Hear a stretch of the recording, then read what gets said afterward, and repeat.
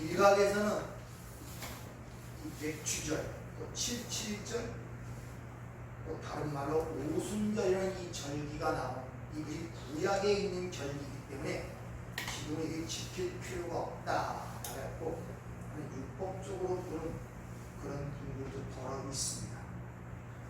여러분, 설 명절 아시죠? 추석 명절. 추석이 명절입니까? 기념일입니까? 그럼 기념일하고 명절이 다른 점이 뭐예요? 한번 이렇게 질문을 하겠습니다. 현충일이 기념일입니까? 명절입니까? 그럼 기념일과 명절이 다른 점이 뭡니까? 맥추절이 명절입니까? 기념일입니까?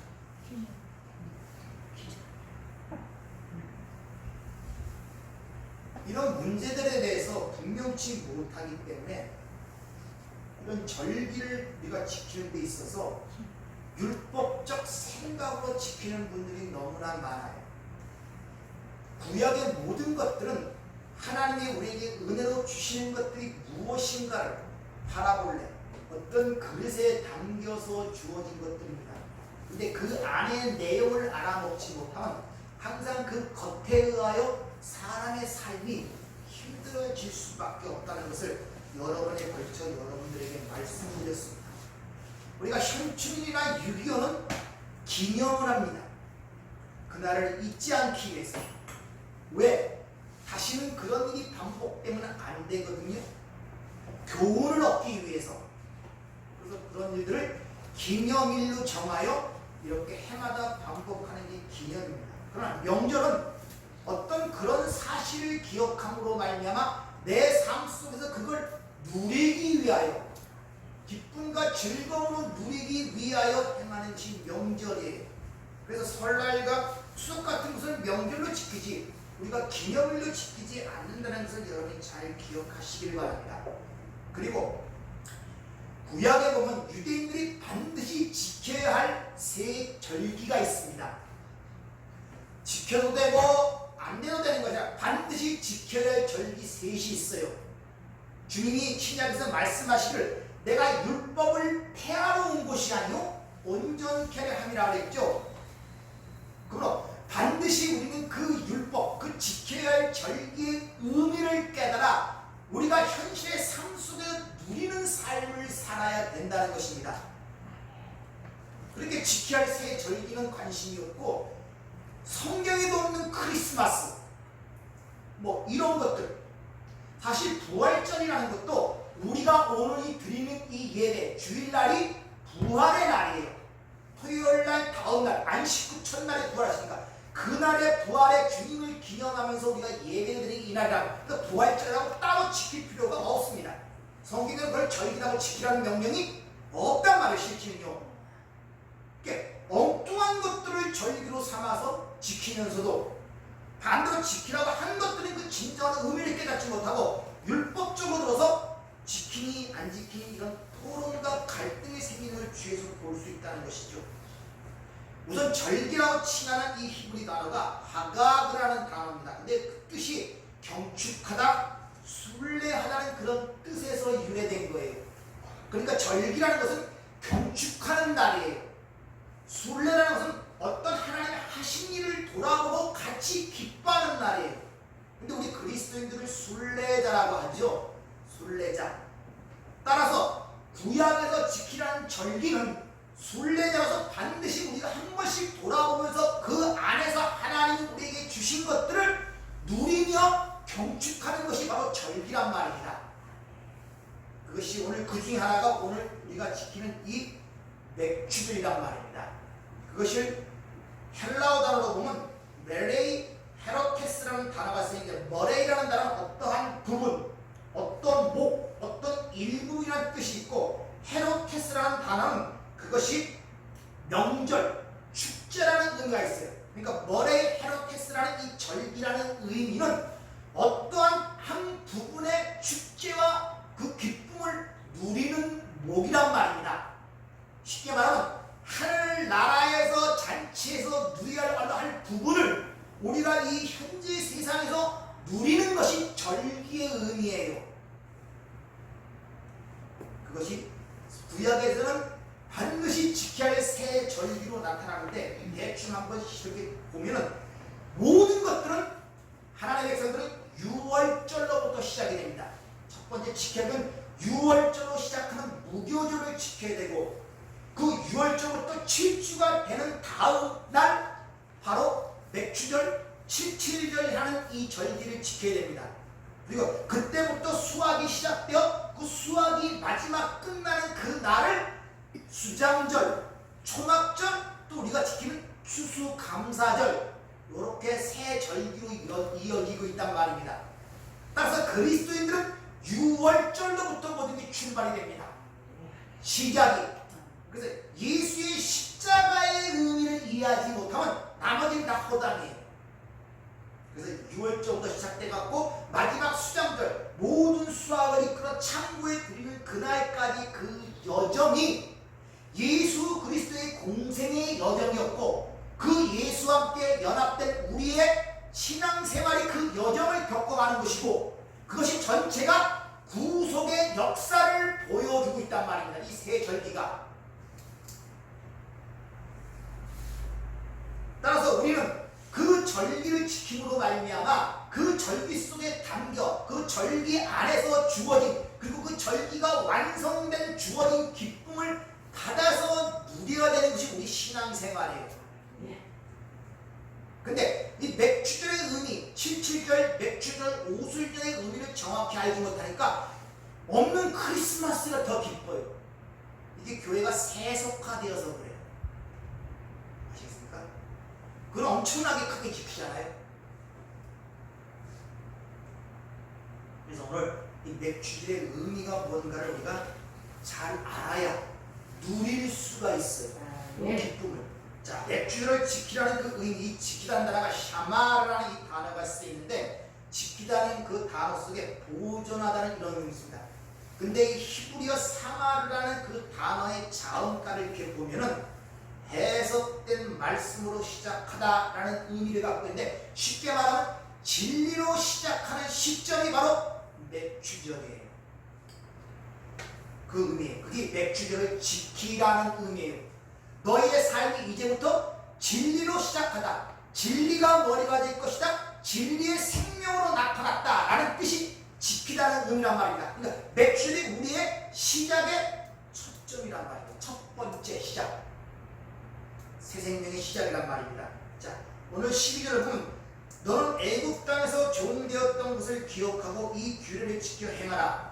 애굽 땅에 종되었던 것을 기억하고 항상 절기와 규례와 법령과 의식들을 얘기할 때 요 소문이 항상 붙어 있어요.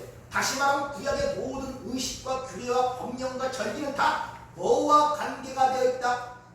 구속과 관계가 되어 있단 말입니다. 다 구원을 이야기하는 것이란 말입니다.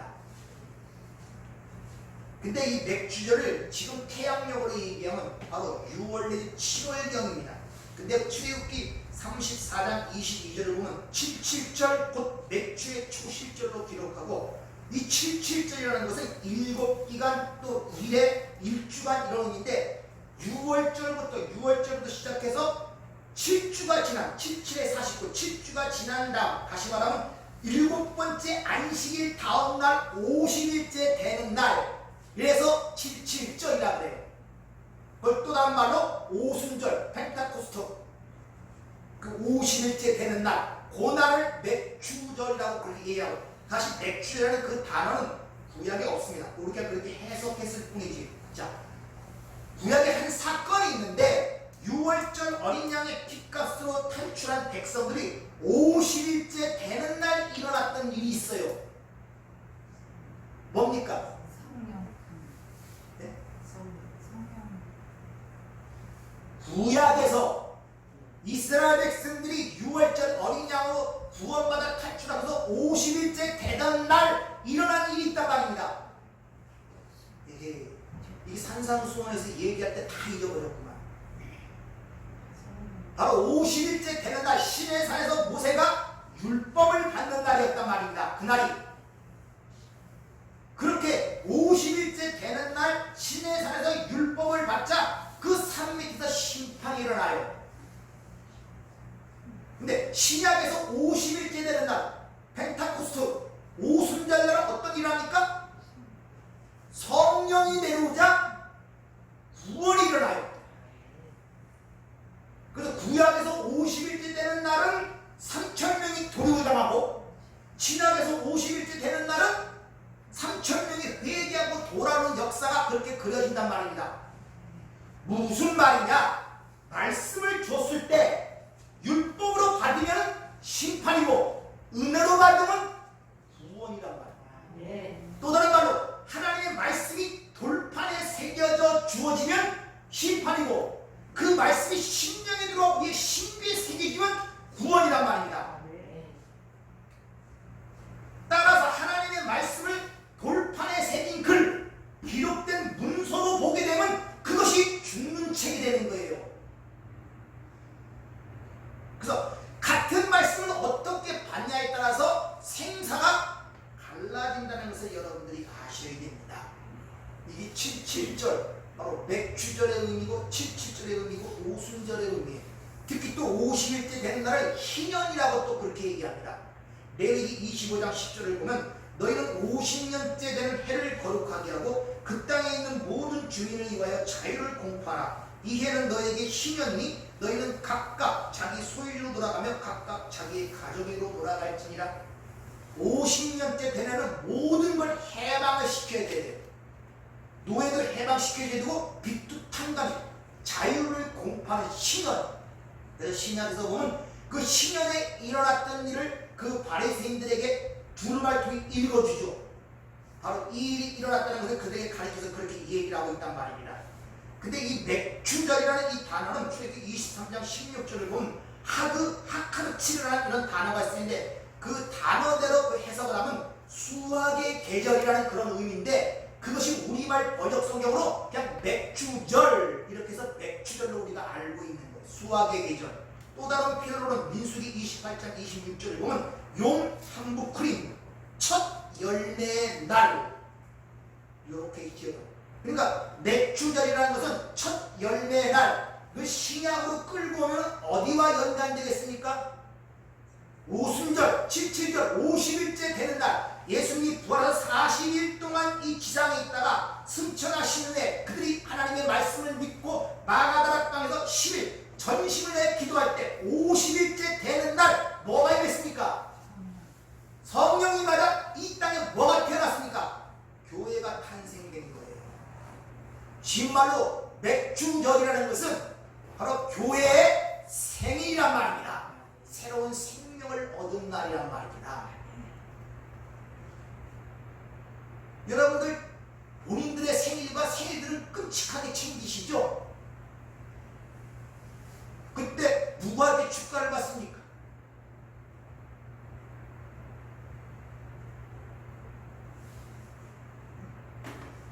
그 생일을 누가 축하해줘요? 본인이 축하합니까? 주위에서 축하해줍니까? 주위에서. 왜 주위에서 해줍니까?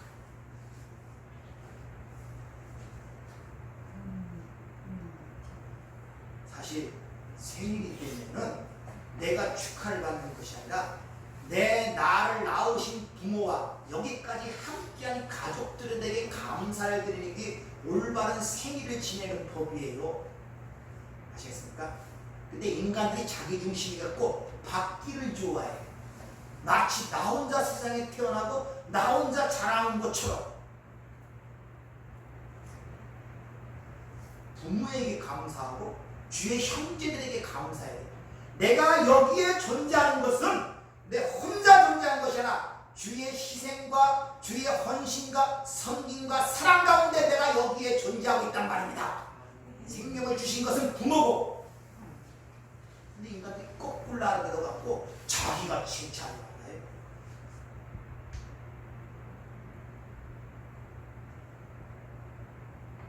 따라서 바로 용 한부크림 첫 열매의 날 이 땅에 바로 첫 열매로 탄생된 것이 교회란 말입니다. 이게 오순절날 일 아닙니까?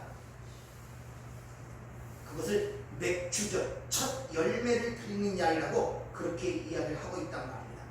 자, 그러면 그 맥주절을 어떻게 지켜야 되는가가 구약에서 분명히 기록되어 있어요. 출애굽기 23장 16절에 맥주절을 지켜 이는 내가 수고하여 밭에 뿌린 것에 첫 열매를 거두리라. 출애굽기 34장 20절은 77절 곧 맥주의 초실절을 지키라. 이 초실절이란 말은 첫 열매를 드리는 날이에요. 그러니까 맥주는 제일 먼저 첫 열매를 드리는 날로 구약은 규정하고 있어요. 그리고 레위기 23장 15절 이하에 보면 새 소재와 함께 번제, 화목제, 속죄제를 드리라 그래요. 새 소재와 함께. 민수기 28장 26절에 보면 77절 처음 익은 열매를 드린 날에 너희가 여호와께 새 소재를 드릴 때 성회로 모일 것이요 아무일도 하지 말 것이며, 그 날은 성회로 모이면서 아무 일도 하지 말라. 안식이 그날이라고 우리에게 일러주고 있단 말입니다. 그러니까 맥주절은 또 다른 우리에게 안식의 의미를 전달하고 있다는 것을 여러분들이 아셔야 돼요. 주지. 자, 그러니까 요약을 하면 맥주절은 뭐야? 새 소재와 함께 번제와 화목제와 또 속죄제를 드려야 되고 첫 열매를 드려야 되고 새 소재로 드려야 되고 성회로 모여야 된다는 것이 구약에서 맥주절을 지키는 하나님이 일러주신 방법이란 말입니다. 자, 먼저 결론을 얘기하면 그런 화목제, 번제, 속죄제 다 누구의 그걸 얘기하는 거라 했습니까? 예수 그리스도가 그 모든 제사를 완결시켰죠. 단 한 번의 제사로 그게 완성이 됐단 말입니다. 그리고 이 땅에서 제일 먼저 첫 열매로 하나님께 드려진 자가 예수 그리스도. 해 아래 새 것이 없는데 유일하게 하나님의 새로운 새 조제로 누가 드려집니까? 예수. 그럼 구약에서 그 지키라고 했던 맥주의 모든 것을 누가 완성을 시켰습니까? 예수가 완성을 시켰단 말입니다. 그러니까 지키라는 의미를 잘 이해하셔야 돼요. 완성된 것을 그거 우리에게 주시면 지키라는 그 말은 뭡니까? 니들이 누리라는 거예요. 완성되지 않은 것을 내가 여러분에게 주면서 여러분 그거 갖고서 노세요. 그러면 여러분 놀 수 있겠어요? 즐길 수 있겠어요? 미안 선생님이니까 내가 그 완성을 시키려고 일일이 노력하고 해야 될 거 아니에요. 그러나 모든 걸 완성시켜 주는 의미는 그걸 누리라는 것을 주는 것입니다. 그래서 이 새 소재라는 것을, 즉 그 맥주리 어떻게 완성되는가 한번 우리가 살펴보도록 하겠습니다. 자, 새 소재라는 이 새라는 말은 하다시라는 이 히브리어가 쓰이는데 헬라어의 카이로스, 신성한 새로운 그런 의미를 갖고 있단 말입니다. 그래서 구약에서 보면 하나님께 드리는 모든 것들은 그 앞에 새 것이라는 단어가 반드시 붙어 있고 하나님이 자신의 백성들에게 주는 것도 새 것이라는 말이 항상 붙어 있습니다. 하나 예를 들면 시편 149편 새 노래로 여호와께 노래하라, 이렇게. 그냥 노래가 아니라 새 노래로 여호와께 노래하라. 그러면 그것이 어떻게 지금 현재 신약에서 이루어지는가? 계시록 14장 3절 그들이 보좌 앞에 내 생물과 장로 앞에서 새 노래를 부르니 땅에서 속량을 받은 14만 4천 밖에 능히 이 노래를 배울 자가 없더라. 구약에서 여호와께 새 노래로 부르라는 그 내용이 신약으로 보니까 그 새 노래를 부르는 자들이 있더란 말이에요. 그럼 그 새 노래의 내용이 뭐겠습니까?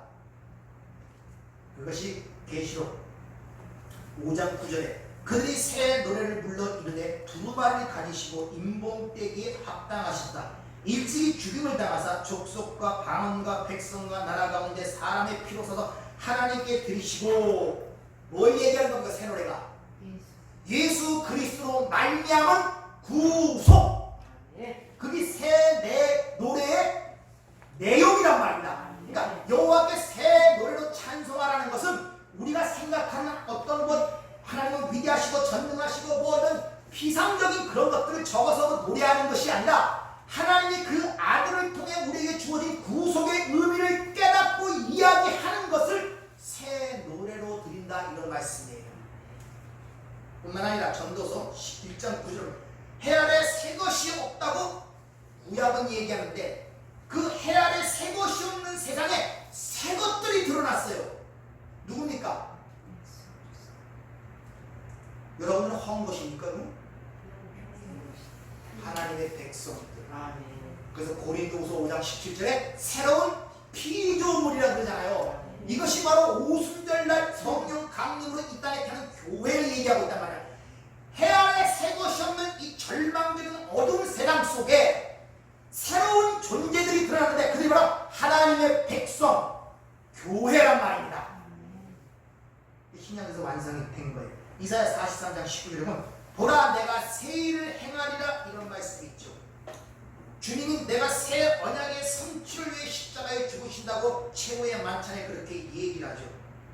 그 새 일이라는 것은 새 언약의 성취를 얘기하는데 그 새 일이 뭡니까?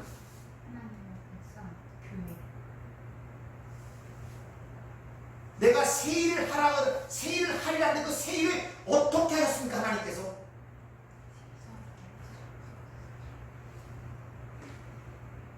이것을 성경적인 로마서 3장 20절이요. 율법으로 그 앞에 의롭다 하실 유체가 없는데 율법 외에 그를 의롭다 하실 하나님의 한 방법이 드러났어요. 곧 예수 그리스도를 믿음으로 말미암아 의롭다 하는 것, 그걸 새 일이라고 해요. 그게 이미 완성이 됐잖아요. 즉 율법의 행함으로 의롭다를 받는 것이 아니라 믿음으로 의롭다는 하나님의 새로운 그 방법이 성취됐단 말입니다. 그것을 새 일이라고 해요. 뭐 새일교회가 이상한 이단이 있죠. 그런 일들이 아니라. 그리고 이사야 65장 17절 보라 내가 새하늘과 새 땅을 창조하며. 신약에서 어디에서 그게 완성됐으면 얘기합니까? 계시록 21장 1절 또 내가 새하늘과 새 땅을 보니 처음 하늘과 처음 땅이 없어졌고. 그것도 완성이 됐네요. 새하늘과 새 땅이 완성이 됐단 말입니다.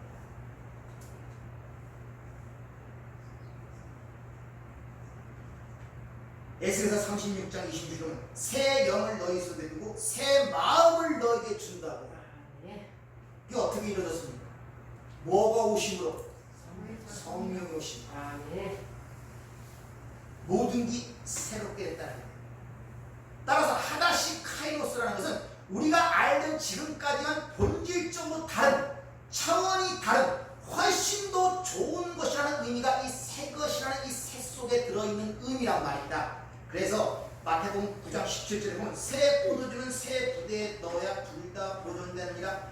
여기서 새 포도주라는 것은 그 네오스라는 단어가 쓰이는데 이 세상에 속한 전혀 지금과는 전혀 다른 것, 완전히 다른 것, 보지도 알지도 못하는 것, 그게 뭡니까? 영생. 사실 우리는 영생의 개념을 잘 몰라요. 시간 세계에서 살기 때문에 단순히 영생이라는 개념이 그냥 뭐 시간적으로 영원히 산다는 그런 개념에는 잘 오지 않아요. 그러니까 지금 우리는 맛보지 못한 그것들을 담아야 할 부대가 바로 카이노스, 하다시란 말입니다. 본질적으로 다른 곳에 담기는 것이란 말입니다. 그것이 새라는 의미예요. 그래서 에베소 4장 24절 하나님을 따라 의와 진리의 거룩함으로 지으심을 받은 새 사람을 입으라. 따라서 하나님의 나라의 것들을 우리가 받아서 이 땅에 누리려면 반드시 우리가 새 부대가 돼요. 새 부대. 근데 그 새 부대가 뭐냐? 하늘의 것을 이 땅에서 누리는 방법은 새 부대가 돼야 돼요. 그것이 바로 산상수훈의 팔복의 내용이란 말입니다. 이미 그런 복을 받은 자들이 이 땅에서 그 복을 어떻게 누리냐? 심령이 가난한 자, 애통하는 자, 온유한 자, 국민의 자, 의지로 목마른 자, 화평한 자, 마음이 청결한 자, 은혜 핍박받는 자, 그들이 준비된 그들 속에서 하늘의 것들을 누린단 말입니다. 여러분들 그게 새 부대의 모습이에요.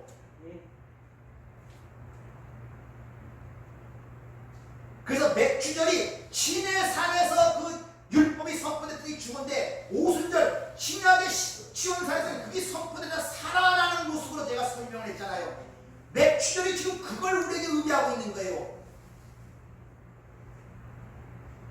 그러니까 우리는 그 내용을 비교하여 알고 있으면 내 현실의 실존, 내 실체가 무엇인가를 깨닫고 내 현재가 지금 무엇인가를 깨닫게 됨으로 말미암아 우리 안에서 나오는 그 기쁨, 그 즐거움을 경축하는 날이 맥주절의 의미란 말입니다.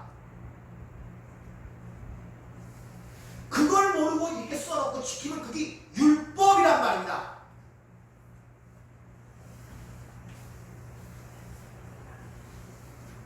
자, 구약에서 분명히 유대인들에게 네가 맥주절에 이러한 것들을 지키라 그러죠. 그게 얼마나 하나님께서 말씀하시는데 생각하면 모순점을 우리는 발견 못합니까? 창세기 3장에 보면 땅은 인간으로 인하여 뭘 받았다? 저주를 받았죠. 거기서 뭐가 나옵니까? 열매가 나옵니까? 엉겅퀴와 가시덤불이 나죠. 근데 무슨 땅에서 열매가 나와요? 해 아래 새 것이 없고 모든 게 흑암 속에 썰어졌는데 거기서 무슨 새 소재가 있겠습니까? 그 인간은 본연적 처음서부터 새 열매, 새 소재를 드릴 수 없으면 성경은 성패했고 너희들이 그걸 드리라 라고 지금 얘기하는 게 얼마나 모순적이냔 말이에요. 그러니까 지키라는 의미로 그걸 얘기했겠습니까? 우리 성경 말씀을 조금 우리가 이해를 하면은 모순적인 말씀들이 너무나 많아요. 지킬 수 없는 자들에게 자꾸 지키라는 여러 가지 율법과 규례와 법령들이 얼마나 구약에 많습니까? 근데 자기 실존과 실체를 모르니까 그 말을 들을 때마다 열심히 지킨다고 얼마나 노력들 하는 그들이 바리새인이란 말입니다. 이해를 못하는 거예요. 이렇게 이 땅 황폐한 땅이고 메마른 땅에 광야란 말이에요. 여기에는 열매를 절대 맺을 수가 없어요. 그럼 둘 중에 하나예요. 어떻게 하면 이 열매를 만들어 하나님께 드리든지 아니면 지키지 못함으로 벌을 받아야 되는지 둘 중에 하나란 말이에요. 근데 인간들은 그 세상 하나님의 말씀을 영적으로 이해하지 못하니까 땅에서 나는 그런 곡식들을 갖다가 드리면 그것이 지켜지는 줄 알고 있었단 말입니다. 지금도 그래요. 우리의 삶이 하나님을 떠난 이 세상, 이 메마르고 황량한 이 땅에 그 땅 자체가 인간 아니니까 땅의 흙으로 만든 존재가 인간이니까 어떤 것도 나올 수가 없어요. 드릴 것이. 근데 하나님은 그 메마른 땅에서 한 열매가 나게 합니다. 이사야 53장 2절 주 앞에 자라나기를 연한 순 같고 마른 땅에 나온 뿌리 같아서 고운 모양도 없고 품치도 없은즉 우리가 보기에 흠모할 만한 아름다운 것이 없도다. 하나님이 주신 이 메마른 땅에서 이 황량한 들판에서 죽은 땅에서 거기서 뿌리로부터 한 줄기가 쏟아 열매를 맺는 것을 하나님이 우리에게 주셨단 말입니다. 이게 성육신이란 말입니다. 예수 그리스도가 이 땅에 오신 사건이란 말입니다.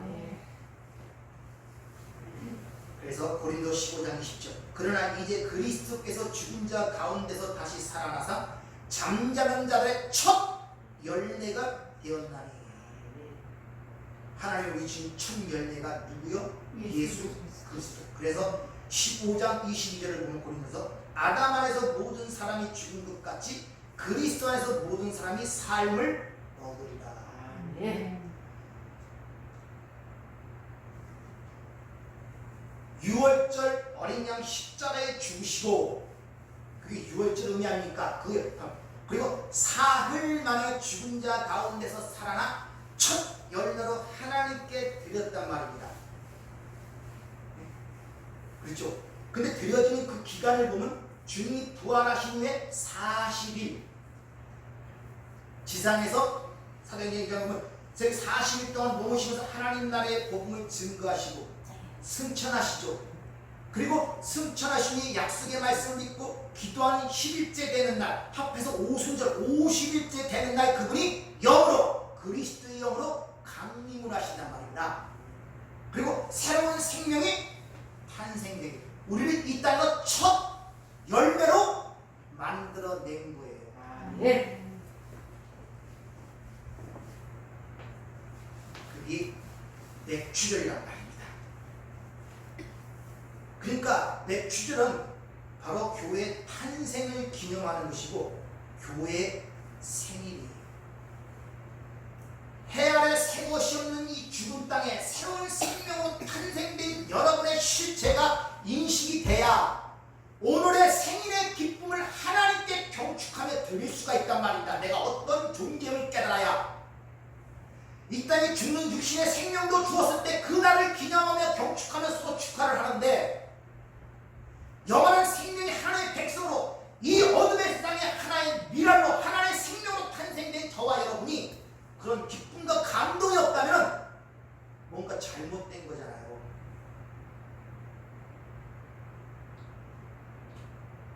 그 생명을 못 느끼는 뿐만 아니라 그렇게 첫 열매로 탄된 그 열매를 가꾸는 분이 우리가 아니라 바로 농부라고 하시는 하나님께서 그 열매를 더욱더 맺기 위하여 우리의 삶을 돌보고 인도한다고 얘기하고 있죠. 여러분이 이 땅에 새로운 생명으로 탄생됐다면 그 열매를 더욱더 풍성하게 느껴서 여러분의 모든 것들을 주관하고 인도하고 가꾸고 나가시는 분이 누구라고요? 하나님이시란 말입니다. 그래서 요한복음 15장 포도나무의 가지의 비유를 통해서 내 아버지는 농부라는 말로 시작이 되는 거예요. 그래서 요한복음 15장 1절 2절을 보면 나는 포도나무 내 아버지는 농부라. 물은 내게 붙어있어. 이 붙어있다는 말보다 내 안에 있어 열매를 맺지 아니하는 가지는 아버지께서 그것을 제거해 버리시고 무릇 열매를 맺는 가지는 더 열매를 맺게 하려 그것을 깨끗하게 하십니다. 우리 번역 성경은 좀 이상합니다. 예수 안에 있는 그 가지가 열매를 맺지 못한 그 아버지는 그 가지를 잘라낸다는 그런 식으로 지금 표현되고 있는데 그건 구원받았다가 다시 구원받지 못하고 떨어진다는 의미가 여기서 전달이 된단 말입니다. 그래서 이 제거한다는 이 단어를 잘못 해석해서 그래요. 이 제거한다는 이 단어가 아이러라는 단어가 쓰이는데 요한복음 1장 29절에 보면 보라 세상죄를 지고 가는 하나님의 어린 양을 지다는 그 단어가 이 아이러는 단어가 똑같은 단어예요. 어떤 죄인을 대신 저 짊어지다 또 형벌 받을 것을 대신 받다는 의미가 이 아이로의 의미란 말입니다. 그러니까 열매를 맺지 못하게 하는 그 장애물 그 문제를 하나님이 대신 짊어지시고 반드시 열매를 맺게 하겠다는 하나님의 강한 그 농부의 의지가 있는 말이지 네가 열매를 맺지 못하니 내가 잘라내겠다는 그런 의미가 아님을 아셔야 돼요.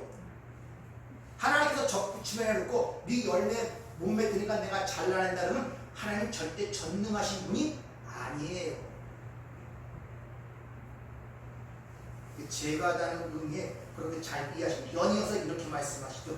내 안에 거하라 나도 너희 안에 거하리라. 가지가 포도나무에 붙어있지 아니하면 여기 붙어있다는 단어는 이것은 N이라는 단어가 아니라 매너 그 안에 머물지 아니하면 스스로 열매를 맺을 수 없음같이 너희도 내 안에 있지 않으면 그러하리라. 나는 포도나무여 너희는 가지라. 그가 내 안에 내가 그 안에 거하면 사람이 열매를 매니만 나니. 잘 보세요. 내가 그 안에 그가 내 안에 연합상태를 얘기하거든요. 따라서 예수를 내 밖의 것으로 보면 하나님의 말씀을 돌판에 기록된 말씀으로 보면 안 된단 말이에요. 그건 죽은 자예요. 내 안에 그럼 뭐라고 얘기합니까?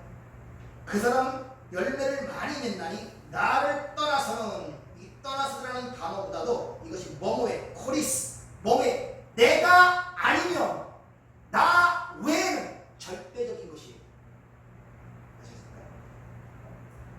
요거 이렇게 세 가지가 있는데 아무리 봐도 예수가 최고야. 그래서 이 예수를 믿는 것이 아니라 예수 외에는 없는 거예요. 불교, 이슬람교 뭐 여러 가지 교가 있는데 내가 가만히 보니까 이게 진짜 저기 종교 같네. 그래서 그 중에 하나를 선택하여 내가 믿는 것이 아니라 그 외에는 없는 거예요. 사지 선택에서 그 중에 하나를 골라내는 것이 아니라 답은 하나밖에 없다니까요. 그 뜻이 바로 나는 나를 떠나서는 이 말의 의미란 말입니다. 강한 의미를 갖고 있는 너희가 아무것도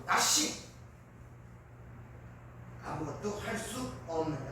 너희가 열매를 많이 맺으면 내 아버지께서 영광을 받으실 것이요 너희는 내 제자가 되리라. 이렇게 첫 열매로 우리는 하나님께 드려진 자가 됐습니다. 새로운 생명으로 잉태됐어요. 그럼 이것이 열매를 맺고 자라야 되잖아요. 그렇죠? 그것을 뭐라고 얘기하냐면 추수 때를 바라본다 그래요. 추수라 그래요.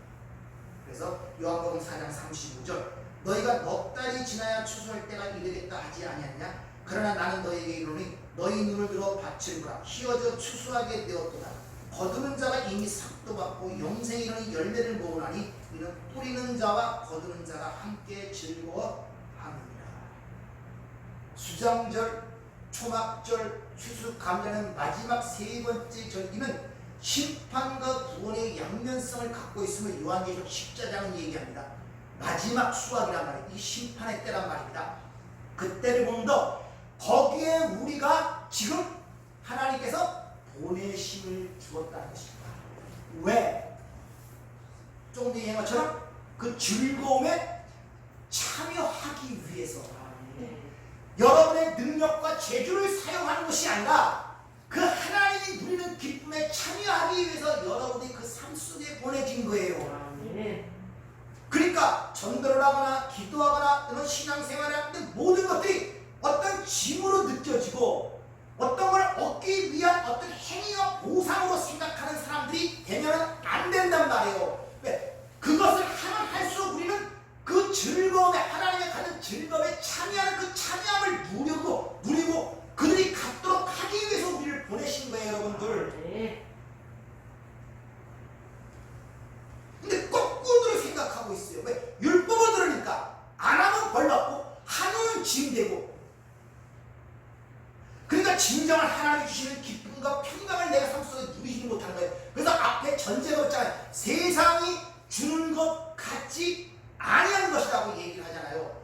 그 즐거움에 참여 하나님에 의하여 보내심을 받은 자들만이 그 즐거움에 참여할 수가 있단 말입니다.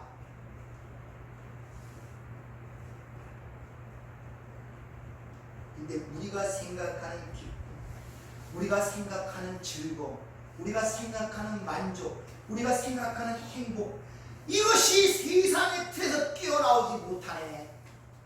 네? 쉬운 말로 심령이 가는 자, 애통하는 자, 우여주로 목마른 자, 그게 복 있는 자야. 세상에 알아듣습니까? 그걸 복 있다고 인정하겠어요? 근데 우리 믿는 자들도 똑같이 그런 사고방식을 갖고 있단 말입니다.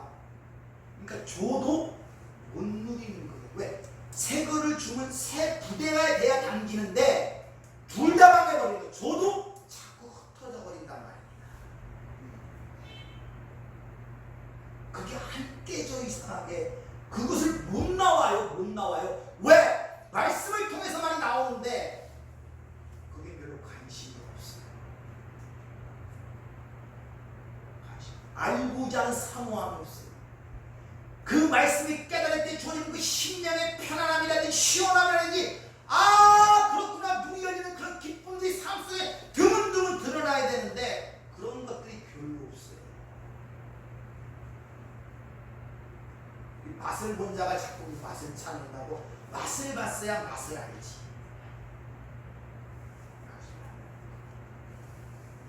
그래서 마태복음에 보면 제자들에게 주님 이렇게 말씀하시는 마태복음 9장 37절 이에 제자들에게 추수할 것이 많되 일꾼이 적으니 그러므로 추수하는 주님에게 청하여 추수할 일꾼을 보내 주소서 하라 하느니라. 추수할 일꾼이 적대. 그 추수라는 것을 그렇게 보내는 것은 그 즐거움에 참여하기 위해서 하나님은 그런 의도로 보내시는데 우리는 그걸 짐으로 여겨지고 손해와 어떤 자기의 원하고 바라는 것들의 어떤 것이 손해되고 손실된다는 기분을 갖고 있어요. 예배 드리는 것도 내 시간을 내서 드린다는 개념을 갖고 있단 말입니다. 왜? 아직도 모든 것이 주인이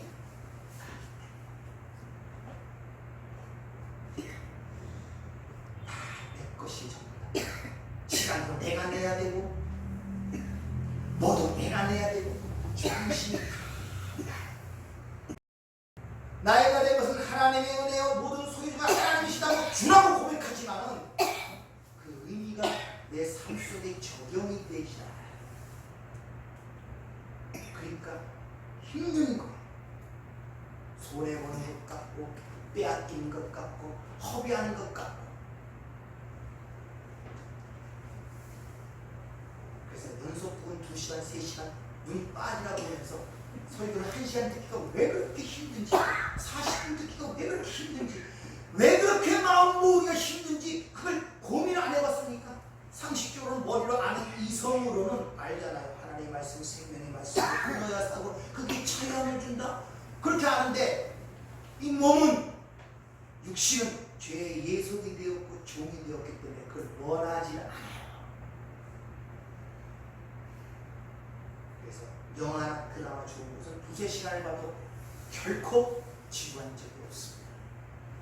하다못해 홈쇼핑을 봐도 2-3시간 그냥 지나가요. 왜 그렇게 좋은지.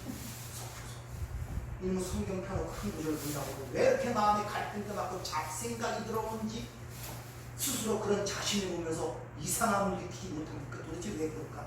이성적으로 분명히 아는데 이것이 훨씬 유익한 것은 아는데 왜 이 시간이 손해보는 것 같이 느끼고 왜 이 시간이 그냥 무의미한 것처럼 느껴지는가? 왜 이 시간에 내 사망한 마음이 들지 않는가?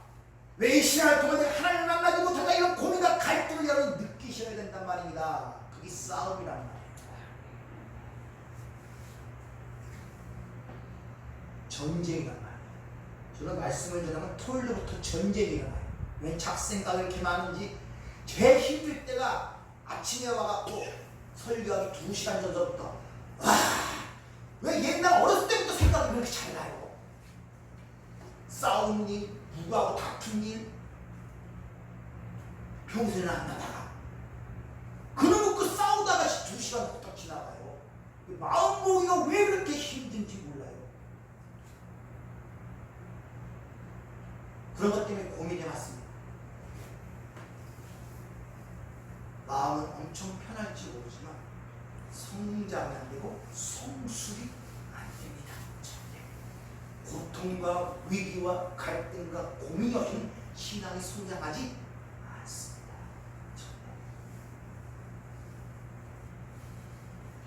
그래서 주님께서, 부활하신 주님께서 제자들에게 나타나 평강을 선포하시며 성령을 받으라 이렇게 얘기하죠. 요한복음 20장 21절 우리가 배웠지만 예수께서 또 이르시되 너에게 평강이 있을지어다 하시고 아버지께서 나를 보내신 것 같이 나도 너희를 보내노라 이 말씀을 하시고 그들을 향하여 숨을 내쉬며 이르시되 성령을 받으라. 여기서 아버지께서 나를, 이 말씀도 잘 이해하셔야 돼요. 아버지께서 나를 보내신다는 것, 보내신다는 아포로톨로스, 어떤 특별한 목적과 이유를 가지고 인격적 관계 속에서 전권을 가지고 보내신 그 단어가 쓸 때 아폴로토스. 사도가 그러는 거예요. 아폴로토스가 사도라는 뜻이거든요. 그 예수님 아버지가 예수에게 그런 것을 갖고 정권을 주어서 어떤 특별한 목적과 이유를 갖고 그를 보내셨는데 그 예수님이 우리를 보내실 때 그 아폴로토스라는 단어를 안 사용하고 펜프라는 단순한 보낸다는 그 단어를 사용합니다. 무슨 말입니까? 어떤 특별한 목적과 의도로 임무를 지어 보내는 것이 아니라 단순히 그냥 보내요. 무슨 말이냐? 너는 도구에 불과하기 때문에 숨을 내쉬며 성령을 받으라는 거예요. 다시 말하면 내가 너희들의 재능과 재주와 너희의 능력을 내가 사용한다는 그런 의미가 아니라 너희를 비워서 내가 성령을 주어 내 도구로 사용한다는 의미예요. 그래서 아폴로톨로스가 아니라 템포라는 단순한 단어를 사용했습니다. 너희가 할 것은 내 도구로 사용해서 그 기쁨과 즐거움에 참여하는 자만 되면 되는 거예요. 그러니까 성령을 받았다면 여러분이 부담스러워할 필요 없습니다. 여러분 제대로 요구하는 것도 아니고 여러분의 재능을 요구하는 것도 아닌 것입니다. 성경에서는. 자, 이같이 하나님에 의하여 보내심을 받은 자들의 삶의 양상이 반드시 달라질 수밖에 없잖아요. 그렇잖아요.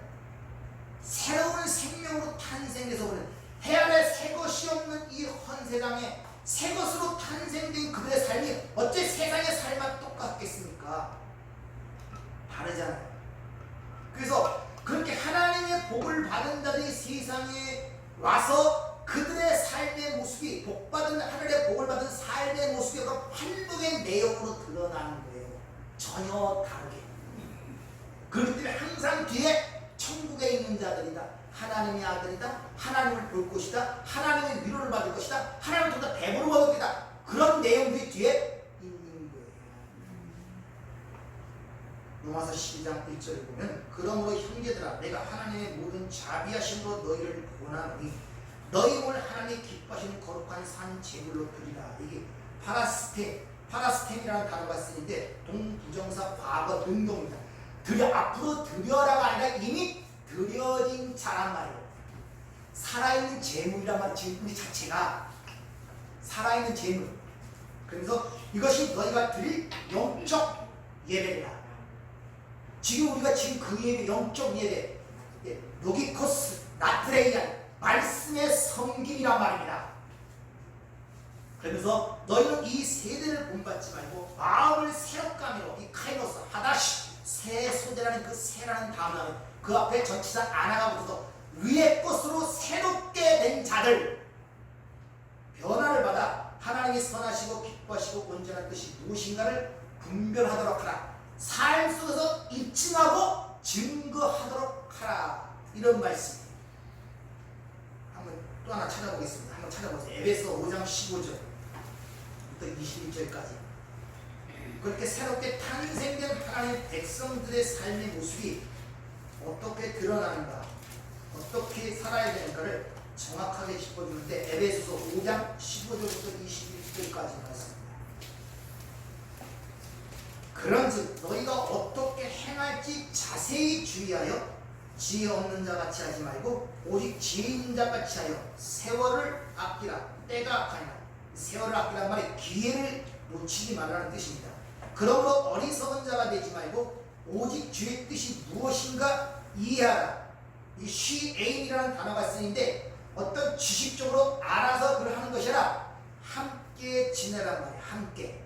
누구와 함께? 예수와 함께. 그것이 너희가 내 안에 거하고 너희가 내 안에 거하면 열매를 많이 맺는다는 그 말씀이란 말입니다. 하나된 삶을 살면란 말입니다. 그것이 이해하라 이 뜻이에요. 술 취하지 말라.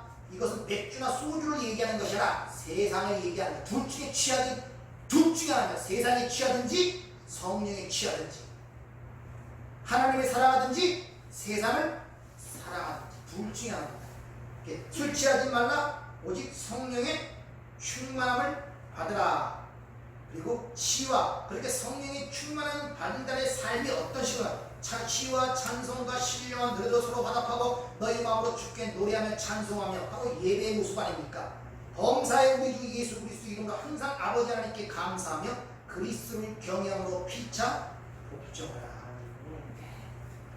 따라서 성도들은 구약에 지키라는 6월절 시작하는 무교절과 그리고 77절 그 6월절부터 49일이나 다음에 오는 그 날에 지키는 77절 또 다른 말로 오순절 맥주절과 그 가을 거지가 끝나 마지막 창고에 드리는 그 추수감사절 다른 말로 수장절 그 세 절기를 통하여 구속이 뭔가를 우리에게 설명하고 있단 말입니다. 근데 이 모든 것은 이미 예수 안에서 완성되고 우리에게 주어진 것들이에요. 따라서 이런 절기를 지키, 명절을 지킴으로만 다시 한번 잃어버리는 우리 하나님의 백성된 사회에서의 삶에서 주어진 우리에게 주신 것들이 무엇인가를 깨닫고 그 사제 마지막 수장절 심판 주님 다시 오시는 그날을 향하여 우리가 열매를 얼마나 맺어가는 그 과정이 어떻게 드러나야 추수꾼으로 세상에 보내심을 입은 거예요. 추수꾼. 그 추수꾼은 우리가 갖고 있는 재능과 능력을 사용하여 하나님의 일을 하는 것이 아니라 우리가 비워진 가운데 성령이 들어와 우리를 통해 하나님의 일을 하심으로 말미암아 그 하나님의 기쁨과 하나님의 즐거움을 같이 누리도록 하기 위해서 그것이 저와 여러분의 현재의 삶이란 말입니다. 그 삶의 모습이 세상으로 볼 때 세상에서 택한 자들은 그걸 보고 들러붙을 것이고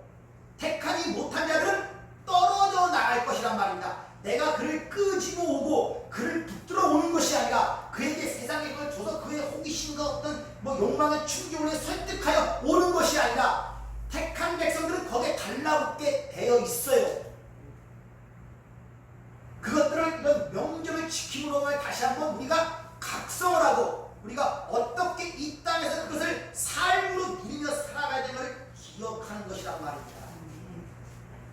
그것을 산죄물 또 영적 예배라고 성경은 우리에게 일러주고 있는 것입니다. 그래서 오늘 본문 11절에 보면 내 하나님 여호와께서 자기의 이름을 두시려고 택하신 곳 바로 이 교회 내 하나님의 여호와 앞에서 즐거워할지니라 이렇게 얘기합니다.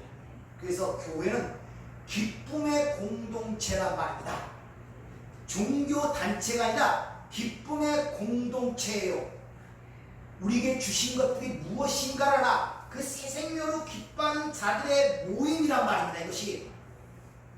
그래서 오늘 그 한 모임을 갖고 여기서 하나님을 경축하며 또 하나님이 주시는 그 은혜를 우리가 누리며 이 세상에 나가 그걸 전하는 것이 나머지 6일간의 삶이에요. 이것을 반복적으로 하다가 마지막 끝나는 날 바로 하나님에 의하여 불림을 받거나 거기서 모든 하나님의 심판이 갈라지는 것이란 말입니다. 한 주간이 끝나고 다시 또 한 주간이 온다면 여러분 한 주간에 살아온 그 삶 속에서 그런 은혜를 갖고 이 자리에 와야 돼요. 이게 상황이 있었고 갈등이 있었고 의문이 있었고 고민이 있었고 상황이 있었다면 오늘 이 자리에서 하나님이 목회자의 입의 입술을 통하여 그걸 해결해 주신단 말입니다. 네. 근데 그런 의문과 상황과 갈등이 없고 아무런 생각 없이 앉아있으면 무슨 말이 들어가겠습니까? 그냥 그 말이 그 말이지. 그래서 토요일날 예배 전날에 제가 전번 거 써보내고 이번에 해야 할 것이 무언가를 대충 보내고 좀 읽어보고 야 이게 무슨 말씀이지 이런 것들 좀 읽어와서 의문을 갖고 있다면 그때 하나님이 제대로 말씀을 통하여 그걸 깨트리는 순간에 그 숨겨있던 그 보배와 진주가 내 안에서 확 드러날 때 그 빛이 내 전신을 감싸면서 여러분 나도 모르게 하나님 감사하는 충격적인 자기의 감동과 충격들이 내 삶 속에 와야 된단 말입니다. 네. 그게 없으면 그냥 맹한 거예요. 그냥 오늘이나 내일이나 똑같은 거예요. 삶이 지루할 뿐이고 답답할 뿐이고 거기다가 몸도 늙어가네. 뜻대로 되지 않네. 육신대로 움직여지지 않고 내 마음의 욕망은 욕망대로 사라져버리고 애는 속을 씻기고 남편은 갈수록 더 멀어지는 것 같고 삶에 희망이 없네. 재미도 없네. 기쁨도 없네. 그럼 빨리 눈을 돌려서 내가 바라보고 추구할 것이 어딘가를 상기시켜야 되지.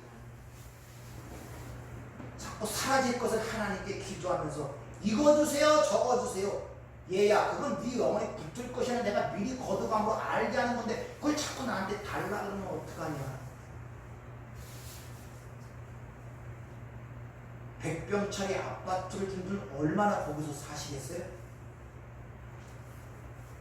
병 하나 없이 건강한 몸으로 몇 세까지 사실 것 같아요 여러분들? 그렇게 사랑스러운 남편이 언제까지 사랑스럽게 눈앞에 있을 것 같아요? 그렇게 소중한 자식이 언제까지 여러분 마음속에 소중한 자식이 있을 것 같습니까?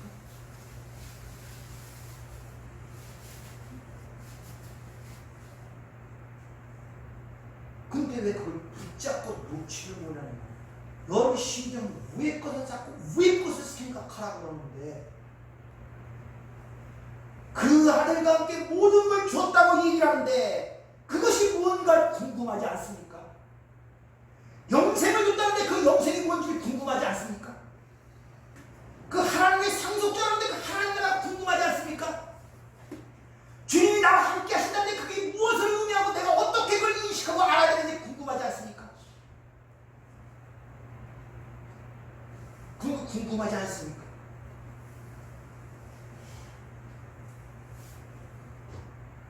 그런 게 궁금해야 돼.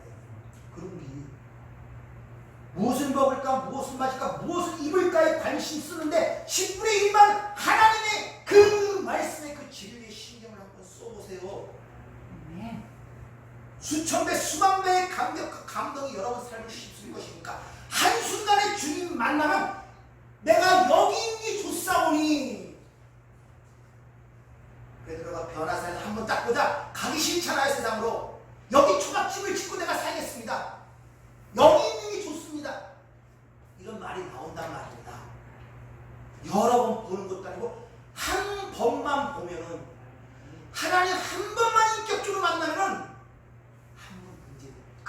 가지고 이 일평생 모든 걸 다 장악하고 이겨나갑니다. 우리 맥주를 통해서 여러분 새 생명으로 태어났음을 기억하시기 바랍니다. 옛 것은 다 지나갔어요, 여러분.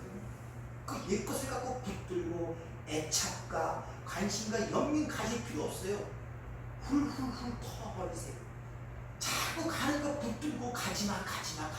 세상 속담도 세상 제도 오는 백발 도끼 갖고 막고 다녀도 못 막는다는 세상에 한탄소리 노래가 있잖아요. 세상 지혜도 그러는데 왜 오는 백발을 도끼 갖고 막으려고 그러니까 그게 막아집니까? 안 막아지.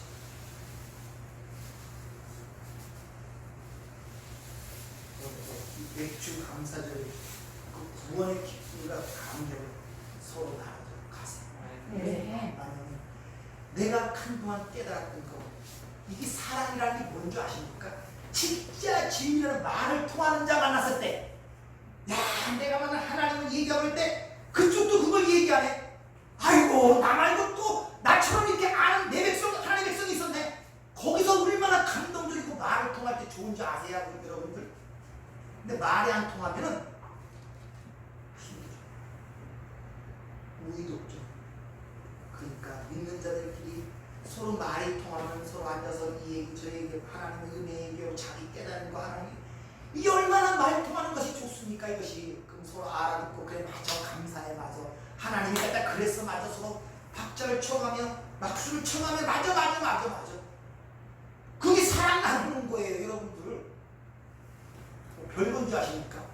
그러면서 신앙이 성숙해지고 서로 얘기하면서 서로 아픈 것들을 나눌 때 아픔이 사라지고 기쁨은 배가가 되는 것이 신앙생활의 묘미라는 거 아니냐. 여러분들이 이런 우리 하나님 아버지와 주 예수의 은혜와 평강이 여러분 삶 속에 충만하시기를 주님으로 축원합니다. 은혜롭고 자비로우신 아버지 하나님, 이것저것 생각하는 감사할 뿐입니다. 참 무엇이 안 되고 하나님께서 이렇게 사랑하셔서 구원에 하시고 그 하나님 나라를 저기에 허락하셨습니까? 어찌 우리 찬양이 하나님께 들려질 수가 있겠습니까? 주, 우리가 더욱더 낮아지고 부서지는 가운데 오직 성령으로 충만히 채워 입술과 눈빛과 말씀과 삶을 통하여 주님을 찬양하는 저희가 되게 하시고 그런가 하나님의 기쁘심과 그 은혜로우심이 우리의 삶의 현장 속에 드러날 수 있도록 저희들을 축복하여 주시옵소서. 예수님 이름으로 기도하옵나이다.